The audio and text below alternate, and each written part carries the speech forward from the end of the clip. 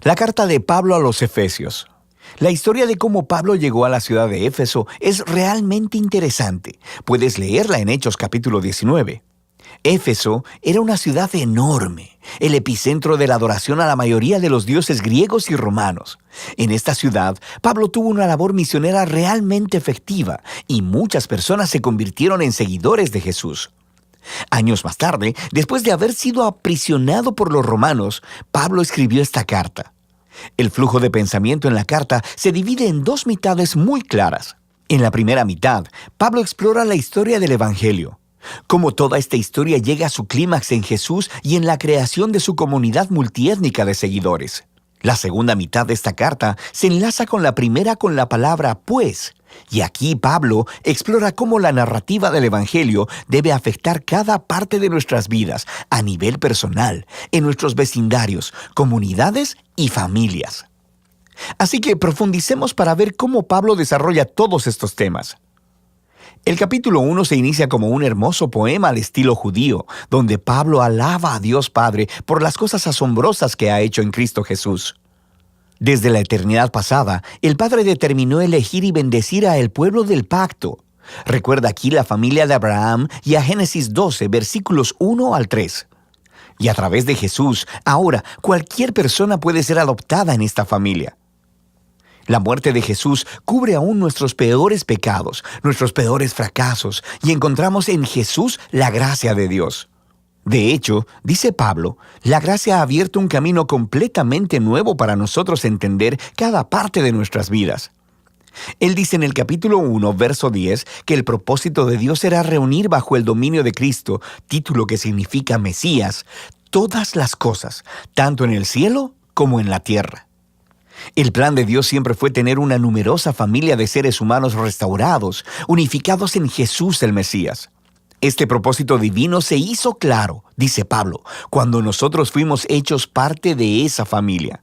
Y aquí él se refiere a los judíos étnicos de la familia de Abraham, pero luego Pablo habla de cómo ustedes, refiriéndose aquí a los no judíos, escucharon acerca de Jesús, de la salvación a través de él, y fueron hechos parte de esta familia por la obra del Espíritu Santo. De manera que aquí, él se refiere a los eventos que se cuentan en las historias del libro de los Hechos, acerca de cómo el Espíritu de Dios unió a los judíos y a los no judíos en una sola familia bajo Jesús, tal como Dios le prometió a Abraham hacía mucho tiempo. Nota también cómo en este poema, Pablo comienza hablando acerca de Dios Padre, luego acerca de Jesús, el Hijo, y aquí al final está hablando del Espíritu. Las tres personas de la Trinidad trabajan juntas. Es realmente genial cómo Pablo narra el contenido del Evangelio. Después del poema, Pablo responde con una oración. Él ora para que estos seguidores de Jesús no solo conozcan cosas del Evangelio, sino que experimenten su poder de manera personal, para que sean vitalizados por ese mismo poder que levantó a Jesús de los muertos y que lo colocó como la cabeza exaltada de todo el universo. Ahora, en el capítulo 2, Pablo regresa y desarrolla algunas de las ideas principales del poema en el capítulo 1, especialmente acerca de la gracia de Dios y de esta nueva familia multiétnica de Jesús. Él comienza contando de nuevo la historia de cómo estos cristianos no judíos conocieron a Jesús. Antes de escuchar sobre Jesús, estaban físicamente vivos, pero espiritualmente muertos.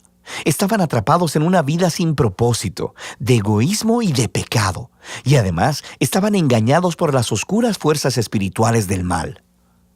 Pero asombrosamente, Dios en su gran amor y misericordia los salvó, perdonó todos sus pecados y sus vidas a la vida resucitada de Jesús y trayéndolos así también a la vida. Así que ahora, habiendo sido creados como nuevos seres humanos a través de Jesús, ellos tienen el gozo de descubrir toda la dimensión de su nuevo llamado, propósito y de las obras que Dios ha preparado para ellos. A ellos no solo les ha sido mostrada la gracia de Dios, sino que también han sido invitados a formar parte de una nueva familia. Antes de escuchar sobre Jesús, estas personas no judías no solo estaban apartadas de Dios, sino también estaban apartadas de su pueblo del pacto, la familia de Abraham. Y por una razón realmente práctica, los mandamientos del pacto del Sinaí formaban una especie de frontera alrededor de la familia del pacto. Eran como una barrera que mantenía alejadas a la mayoría de las personas no judías. Pero en Jesús, las leyes de la Torá han sido cumplidas y la barrera ha sido removida. Los dos grupos étnicos se han convertido, como dice Pablo, en una nueva humanidad unificada y que pueden vivir juntos y en paz. Así que Pablo continúa en el capítulo 3 maravillándose en el rol especial que pudo desempeñar para esparcir estas buenas nuevas a las personas no judías. Y aunque él está en prisión, le da gracias a Dios por la oportunidad que ha tenido de ver un gran crecimiento de la familia del pacto. Así que Pablo cierra la primera mitad de la carta con otra oración. Esta vez, él ora para que los seguidores de Jesús sean fortalecidos por el Espíritu de Dios, para simplemente comprender y conocer el amor que Cristo tiene por su pueblo. La segunda mitad de la carta comienza con Pablo cambiando la marcha y empieza a retar al lector a que responda a la narrativa del Evangelio en la manera en que vive su vida. Así que empieza el capítulo 4 simplemente con la vida diaria de la iglesia. La iglesia es una gran familia, con toda clase de gente diferente, pero él enfatiza que todos ellos son uno, y uno es una palabra clave en este capítulo. Ellos son un cuerpo que está unificado por un espíritu, tienen un Señor, una fe, un bautismo y creen en el mismo Dios. Esta es mucha unidad. Sin embargo, dice Pablo, unidad no es lo mismo que uniformidad. Continúa explicándoles cómo la nueva familia de Jesús consiste de muchas clases de personas diferentes, pero todas son empoderadas por el Espíritu Santo, usando cada una sus talentos especiales y sus pasiones para servir, amarse unos a los otros y así edificar a la iglesia. Y aquí, él usa dos metáforas realmente geniales. Una es la de edificar la iglesia como a un nuevo templo, y la segunda, que todos los miembros se están convirtiendo en una nueva humanidad con Jesús como su cabeza. Y esta nueva humanidad es una metáfora que él seguirá desarrollando en los siguientes capítulos. Pablo reta a cada cristiano a despojarse de su vieja humanidad, como si fuera una ropa vieja, y vestirse de la nueva humanidad en la cual la imagen de Dios está siendo restaurada. Y luego, él continúa con una larga sección donde compara la nueva y la vieja humanidad. Así que, en lugar de mentir, los nuevos humanos dicen la verdad. En lugar de guardar el enojo, resuelven pacíficamente sus conflictos. En lugar de robar, los nuevos humanos son generosos. En lugar de chismear, animan a otros con sus palabras. En lugar de vengarse, los nuevos humanos perdonan. En lugar de satisfacer todo impulso sexual, los nuevos humanos cultivan el dominio propio de sus deseos corporales. En lugar de emborracharse, los nuevos humanos están bajo la influencia del Espíritu de Dios, y Pablo describe de 4 maneras diferentes cómo luce esta influencia. Las primeras 2 tienen que ver con el canto, cantar juntos y también cantar a solas. Y es muy interesante que lo primero que Pablo piensa acerca de cómo trabaja el Espíritu en las vidas del pueblo de Jesús es el canto y la música. La tercera señal de la influencia del Espíritu es estar agradecido en todo. Y la cuarta es que el Espíritu obligará a los seguidores de Jesús a ponerse por debajo de los demás y a considerar a los demás como más importantes que ellos mismos. Y Pablo desarrolla este cuarto punto, mostrando cómo funciona en el matrimonio cristiano. Tienes a una esposa que sigue a Jesús. Ella es llamada a respetar a su esposo y a permitir que él se haga responsable de ella.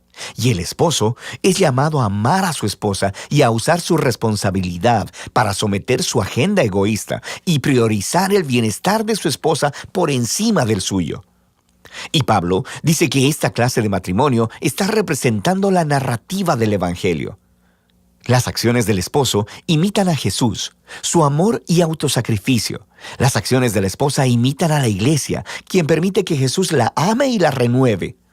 Luego, Pablo aplica la misma idea entre los hijos y los padres, y también entre los esclavos y amos. Pablo cierra la carta recordándoles a estos cristianos sobre lo real que es la maldad espiritual. Estos son seres y fuerzas que tratarán de socavar la unidad del pueblo de Jesús y dañar su nueva humanidad. Así que Pablo los reta a permanecer firmes y a vestirse de una armadura metafórica, la cual él describe en detalle. Y Pablo extrae todas estas piezas de armadura del libro de Isaías y de cómo Isaías describió al rey mesiánico.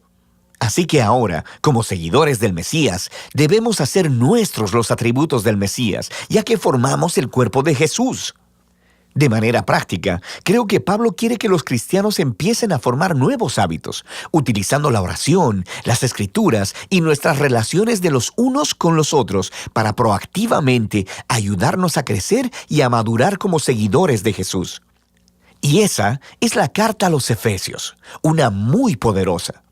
Es aquí donde Pablo resume toda la narrativa del Evangelio y muestra cómo esta narrativa debería moldear cada parte de la historia de nuestra vida.